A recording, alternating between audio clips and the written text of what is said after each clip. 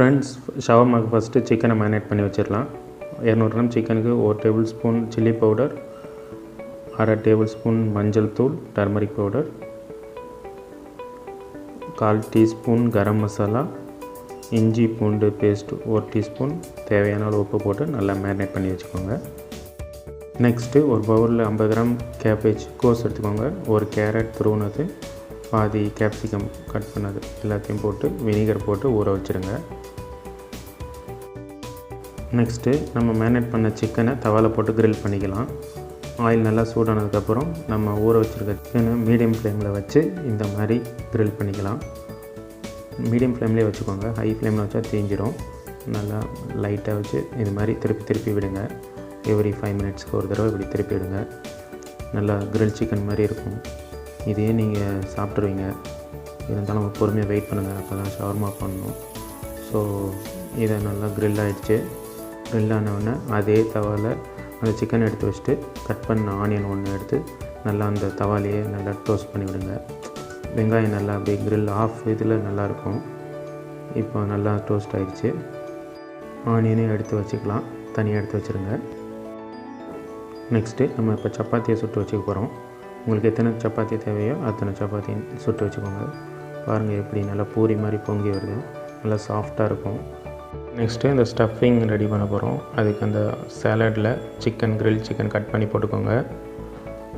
Chicken, அதுக்கப்புறம் onion நம்ம toast பண்ணோம்ல அந்த ஆனியன்னு, அதுக்கப்புறம் ஒரு 3 to 4 table spoon mayonnaise sauce போட்டுக்கோங்க. அப்புறம் 1 டீஸ்பூன் பெப்பர் பவுடர் நல்லா போட்டு மிக்ஸ் பண்ணுங்கள்.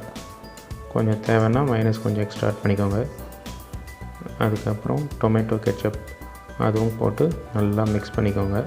நம்ம மைனஸ் வந்து ஹோம்மேட் மைனஸ் தான், அதோடய லிங்க்கு கீழே இருக்குது, டிஸ்கிரிப்ஷனில் கொடுக்குறேன், பாருங்கள். ஸ்டஃபிங் இப்போ ரெடி ஆகிடுச்சு. இப்போ ஃபைனலாக எடுத்து வச்சுருக்க சப்பாத்தியில் 1 டீஸ்பூன் மைனஸ் போட்டு நல்லா ஸ்ப்ரெட் பண்ணி விட்டுக்கோங்க. மைனஸ் நல்லா ஸ்ப்ரெட் பண்ணி விட்டோன்னே நம்ம எடுத்து வச்சுருக்கிற அந்த ஸ்டஃபிங் இருக்குல்ல, சிக்கன் சாலட் ஸ்டஃபிங், அதை போட்டுக்கோங்க. போட்டு உங்களுக்கு ஆப்ஷனல் சீஸ் வேணும்னா சீஸ் மேலே போட்டுக்கோங்க. சீஸ் போட்டிங்கன்னா நீங்கள் இதை திருப்பி கொஞ்சம் லைட்டாக தவாவில் ஹீட் பண்ணணும், அப்போ தான் அந்த சீஸ் மெல்ட் ஆகும். அப்படியே பேப்பர் ராப் மாதிரி ரோல் பண்ணிக்கோங்க. ரோல் பண்ணிவிட்டு உங்களுக்கு எத்தனை சப்பாத்தி ரோலில் நீங்கள் பண்ண போகிறீங்களோ அத்தனையும் எடுத்து வச்சுக்கோங்க. இப்போ நம்ம ஒரு 3 சப்பாத்தி செஞ்சுருக்கோம். இப்போ அந்த 3த்தையும் இது மாதிரி ஒன்றா ரோல் பண்ணி ஒரு பிளேட்டில் எடுத்து வச்சு அதை அப்படியே தவாவில் போட்டுட்டிங்கன்னா அந்த சீஸ் நல்லா மெல்ட் ஆகும். அப்படியே உள்ளே நல்லா அந்த சீஸ் மெல்ட் ஆகிட்டு இருக்கான். சிக்கனு, கேப்சிகம், அந்த ஆனியன் எல்லாம் எட்டி பார்க்குது. அப்படியே இப்போ நீங்கள் பார்க்கும் போதே எடுத்து சாப்பிட்லான்னு இருக்கும்.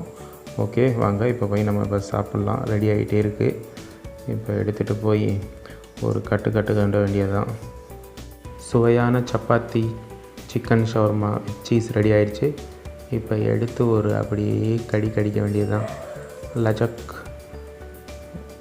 அதுக்கப்புறம் இன்னொன்று ஒரு கடிக்க வேண்டியது தான், மொஜக். அப்படியே போட்டு நல்லா கடிச்சிட்டு லாஸ்ட்டாக ஒரு பொஜக் நல்லா கடித்து சாப்பிடுங்க. நீங்களும் சாப்பிட்டு ட்ரை பண்ணி பாருங்கள், நல்லாயிருக்கும். நீங்களும் ட்ரை பண்ணி பாருங்கள். பாய்.